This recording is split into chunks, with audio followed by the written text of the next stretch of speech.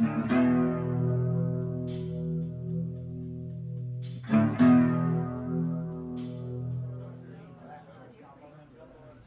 at the pissed off piston, are we? Nice to see you again, mate. You want a drink? Go on, have a seat. Relax. Where you from, eh? Well, not here, obviously. You heard of Morwell? Little town, 2 hours east from here. It's a nice ride going there. Lots of nice twisty roads. It's the hometown of that bikie gang, the Diamond Pythons. Well, you never heard of them either? Well, I guess they are quite discreet as long as you leave their business alone, you know. I know them well. Good customers of mine. Like a lot of gangs, they come to me to get weapons. Oh yeah, heavy stuff. They needed more weapons than they thought, but when they changed their business plan, see. And who do you come to see when you want to gear up with good quality guns? That's right, good old Joe. Now, if you don't know who these guys were, then I suppose I'll have to do a bit of a presentation, won't I?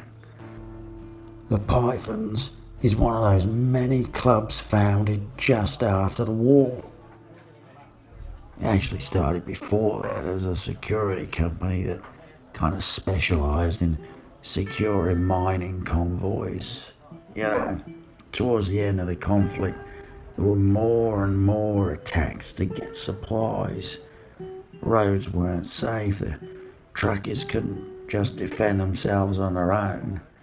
So by the time the war ended, loads of ex-soldiers ended up joining the leftover road bandits groups to survive. The rest of them would join groups like the motorcycle gangs.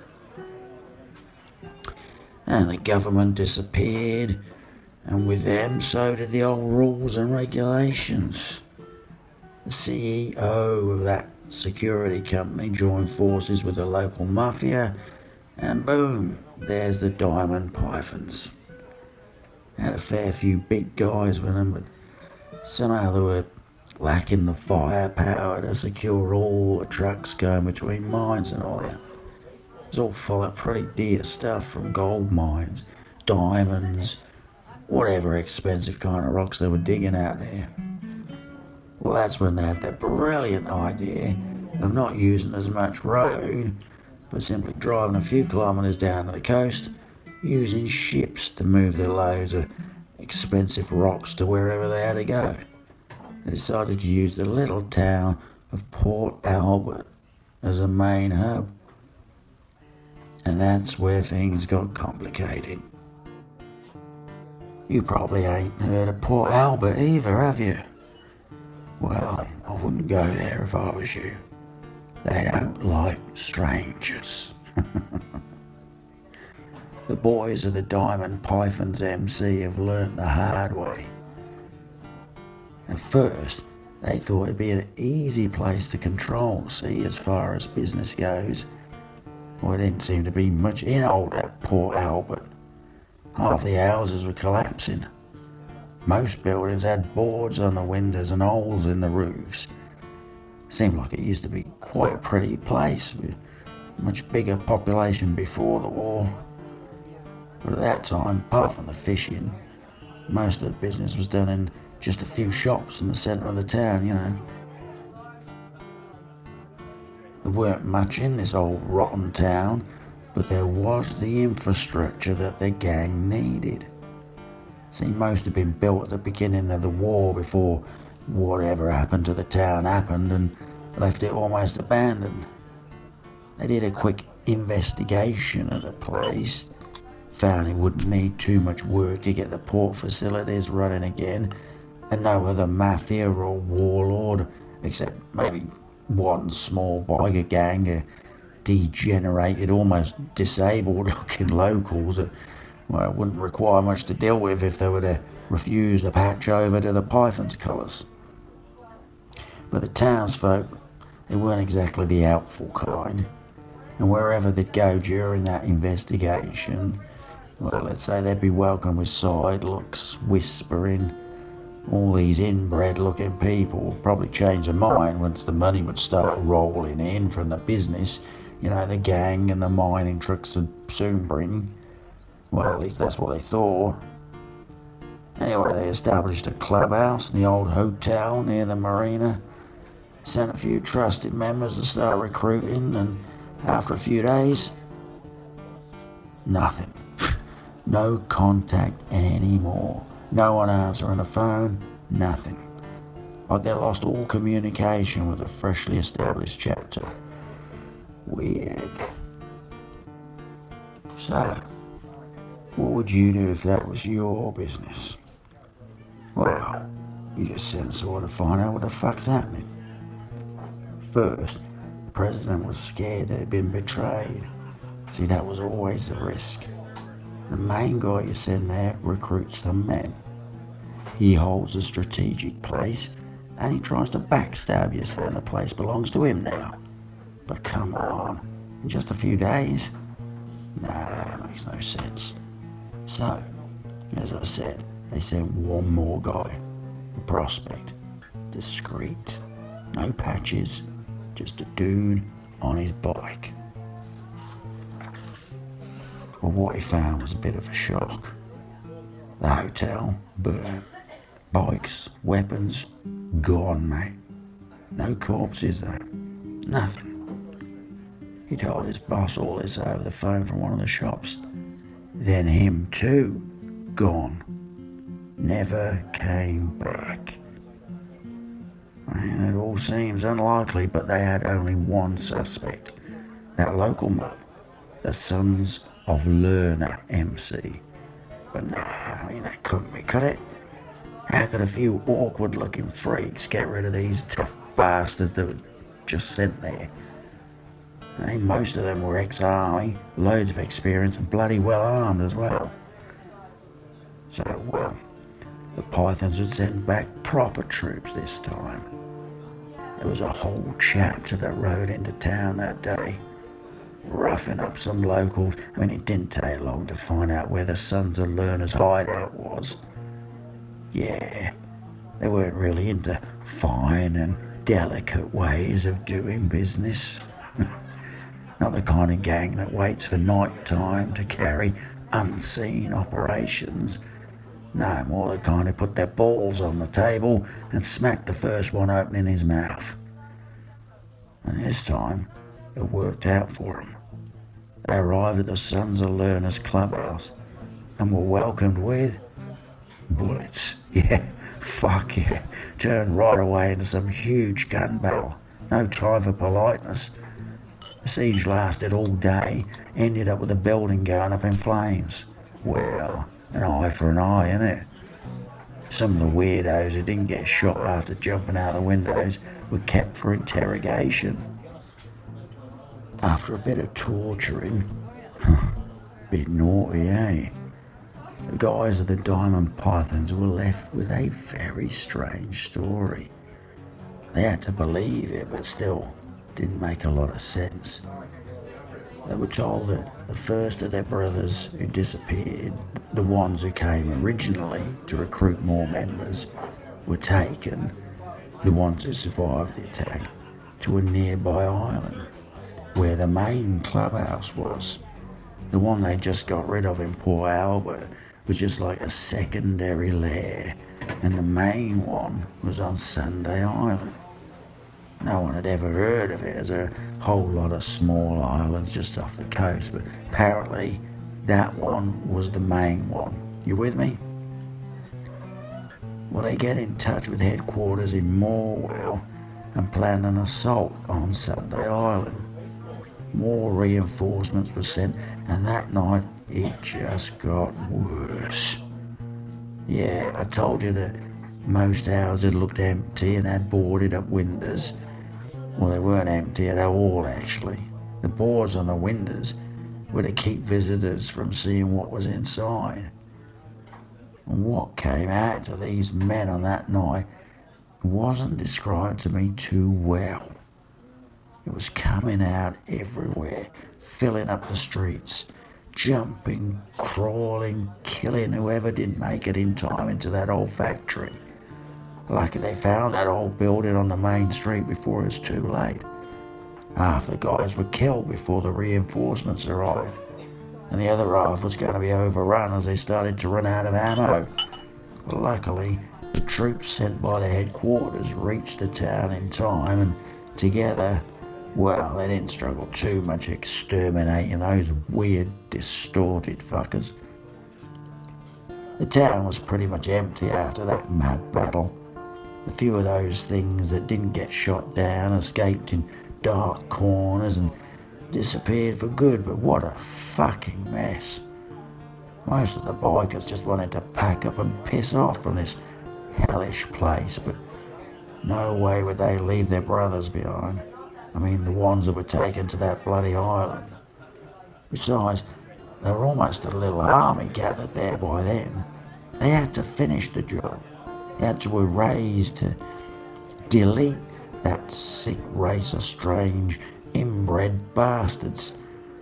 If not for the business, it would have to be done at least, so they wouldn't spend the rest of their lives in fear that these fucking things would come back after them. One day, or one night. Scavenging around a bit, they found supplies, food, even maps in one of the old shops. There were enough boats in the marina to carry everyone.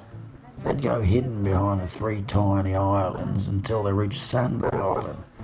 From there, they'd send a small group scouting before the main attack.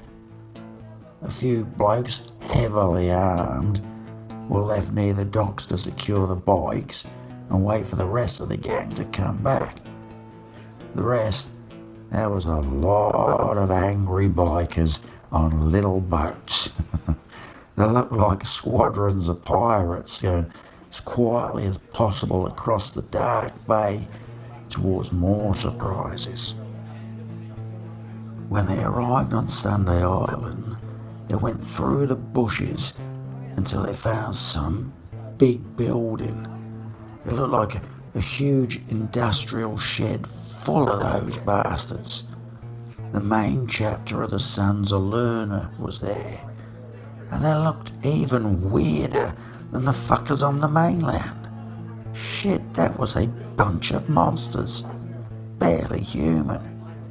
From what I was told, they looked just as inhuman as those mutants you can find in the desert, but different. They stunk even more than the people of the town. Wonder if it was because of what they were eating. Were they dealing with something related to the fishing industry? I don't know. I was told all of them had very long, narrow heads.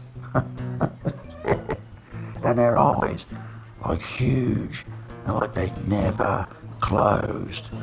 The same dumb look as the ones in Port Albert. At that time, well, it was a massacre right away. They didn't have time to prepare for the attack. The military passed and many of the Diamond Python's boys made it so it was just like hunting in a chicken pen. Didn't last long. Going through the clubhouse or whatever that building was quite instructive. I mean, they found all that was stolen, the bikes, the guns, even the clothes of their brothers. But still no corpses. Why would they take them alive if, where were they? Well, you'll see in a minute, because they actually found them not long after that. Sunday Island isn't big, so they checked around and they soon found, thanks to the map, that there was another tiny island right behind, a small island called Earthquake Island. And no one knows what has happened there, but as the name suggests, earthquakes seem to be pretty bloody frequent down there. I say that because the sea seemed to have spewed up some stone things, like some huge rock structures. Not like natural stuff, like some antediluvian grotesque buildings. right on the side of that little island I just told you about. According to the map, there should have been nothing, but, well, here it was. These buildings, or whatever they were standing where there should just be water.